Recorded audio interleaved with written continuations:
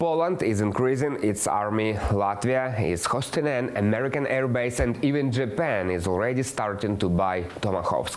The world is changing, the world is arming itself, and all this are the consequences of the war on the Ukrainian front line. But what exactly are the threats that exist now, and which methods are chosen by various countries, both in order not to repeat the fate of Ukraine someday and in order to make the world safer? I'm Oleksii Matsuka, and let's figure it out together in detail.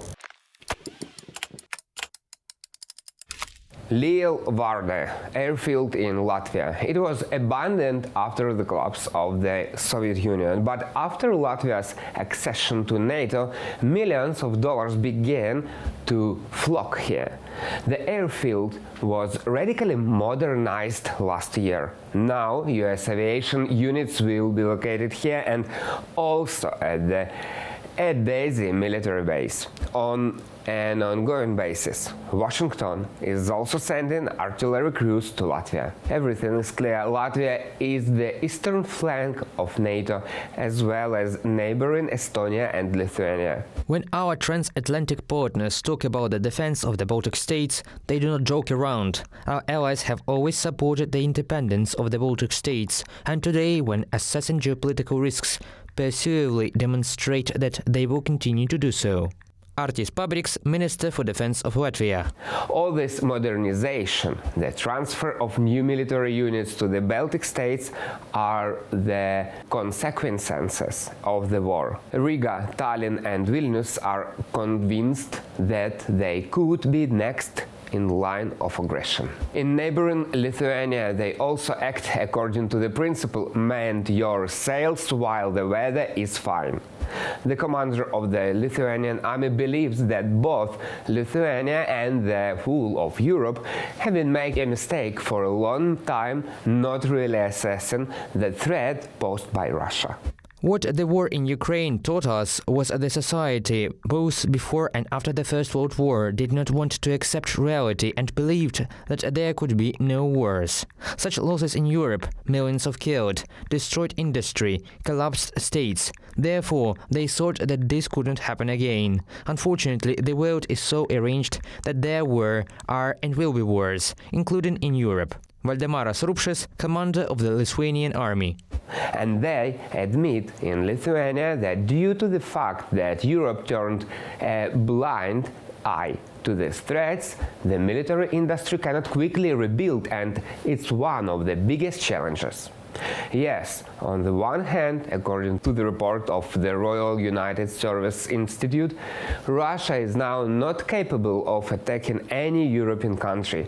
But on the other hand, the Kremlin's actions are so unpredictable and defy normal logic that no one can say exactly how tomorrow will go on. And there is a very important note: none of the NATO countries, except for the United States, has sufficient stocks of weapons and economic potential for waging war, similar to the one that is now ongoing in Ukraine. Poland was one of the first to realize this.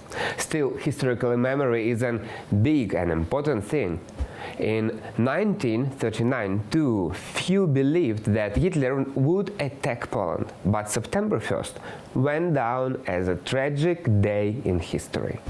And now the Polish army is building up its muscles, moreover at a pace that no other country can boast of. Warsaw urgently increases spending on the army. If earlier a little more than 2% of GDP was allocated, now the country is striving for 5%. We are proactive. We act in order not only to strengthen the Polish army, but also to deter the enemy. Our best strategy is to contain the enemy with the strength of our own army and the cooperation with others. Mateusz Morawiecki, Prime Minister of Poland. The Russian war against Ukraine made it possible for Warsaw to both help and, at the same time, upgrade its tank forces. 240 Soviet-style tanks went to Ukraine as military support. And in return, Warsaw received 250 American Abrams worth €5 billion. At the same time, and this is the course chosen in Poland, the country is relying less and less on NATO allies and more on itself. The Polish learn from Ukrainian experience. Territorial defense units also operate here. There are already 30,000 Poles in them, ordinary IT specialists, managers, farmers, who, if necessary, will become defenders of their country. 60 days of initial training and then regular exercises. The Polish army must be so strong that it never has to be used on the battlefield. Mateusz Morawiecki, Prime Minister of Poland. The Polish defense minister has already promised that his country will have the most powerful ground forces in Europe.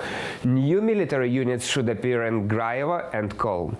They will be provided with the latest military technology. The first batch of new South Korean K2 tanks has already arrived in Poland. In July, Warsaw signed a contract with Seoul for the purchase of 1,000 tanks.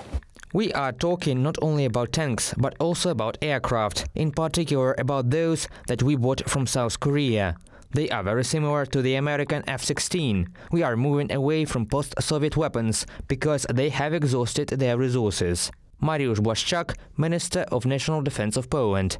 The Polish rearmament is the largest modernization of the army of a European country in recent decades. Like Ukraine, it has the same threats. Not far from Olsztyn is border with Russia, near Białystok, Belarus. The Poles are purposefully engaged in strengthening and modernizing their armed forces, gathering momentum in this direction, and in terms of military potential, they are moving towards becoming one of the strongest armies in Europe. In terms of the number of tanks, artillery and many other indicators, they are already ahead of such countries as Great Britain and Germany. Igor Romanenko, former Deputy Chief of the General Staff of Ukraine. Against the backdrop of threatening of the Polish army, even Germany does not keep up, writes the influential publication Politico. Poland already has more tanks and howitzers than Germany and is on course to have a much larger army, with a target of 300,000 troops by 2035, compared with Germany's current 170,000. From the Political publication. Germany, indeed, is not going to radically rebuild the Bundeswehr so far, as well as the military strategy, Political writes. After interviewing different experts, predicts that the country remains a logistics hub, but Berlin's political confusion could seriously undermine its leadership position in the European Union. The mood in the German capital: the more tanks and troops Poland has, the safer it will be in Germany. But they realize that the situation in the country is not easy. In the event of a military conflict, the German army can only protect a small city, like Augsburg. For Berlin, our defense is not enough. Frank Haun, head of the KNDS defense group. But the north of Europe is not just adjusting its military policy, but completely changing the course. Sweden and Finland decided to say goodbye to their neutral status to join NATO. After the Russian invasion of Ukraine, the Finnish armed forces are generally preparing for a full-scale war with a potential enemy from the east. And who this enemy is clear. After all, after the winter war of 1939-1940, the Finns already have combat experience in fighting a defensive war against the enemy much greater in numbers. Now, Helsinki urgently purchases military equipment, moreover, absolutely new and most advanced, even though earlier they bought second-hand equipment. Finland bought Israeli-made long-range and anti-tank missiles, anti-aircraft and cruise missiles from the United States, 38 South Korean K9 anti-tank howitzers and Swedish anti-aircraft missiles, according to foreign military procurement data. In November, it also became known about a possible deal for €500 million to buy rockets for HIMARS. From the Helsingin Sanomat publication. Finland is also increasing its defense budget by €1 billion. This is unprecedented for the country, given the time of peace. There was nothing like this before. Now we buy weapons in a hurry, and the amounts of money allocated for them are exceptional. The war in Ukraine has shown that the defending side must carry a sufficient number of defense systems and ammunition. Ika Martila, advisor to the Minister of Defense of Finland. In the past, Finland's strategy was to make an invasion too costly for a potential enemy. Now, the Finns sense that Moscow does not take human losses into account. And that is, they have changed their strategy as well. But no one from European countries can surpass France. It is the only one in the European Union who has a nuclear arsenal, and this provides the security for both Paris itself and Europe as well. But despite this, Emmanuel Macron has presented a new strategy until the year of 2030, and it's also taking into account the war of Russia against Ukraine. We will have to study all the implications and build a new security architecture and an updated structure of stability and armed control of Europe. Emmanuel Macron, President of France. France has its own scores with Russia. Moscow presses not only in Europe, but also in Africa. Paris has already had to withdraw its troops from Mali after 10 years of presence there, all because of the activation of the Wagner mercenaries and their tandem with the authorities in the African country. Therefore, now Paris, together with Berlin, are trying to decide how to put Moscow back in its place. The war in Ukraine has aggravated all the old issues. Russia broke the world order, which had been established after the Second World War.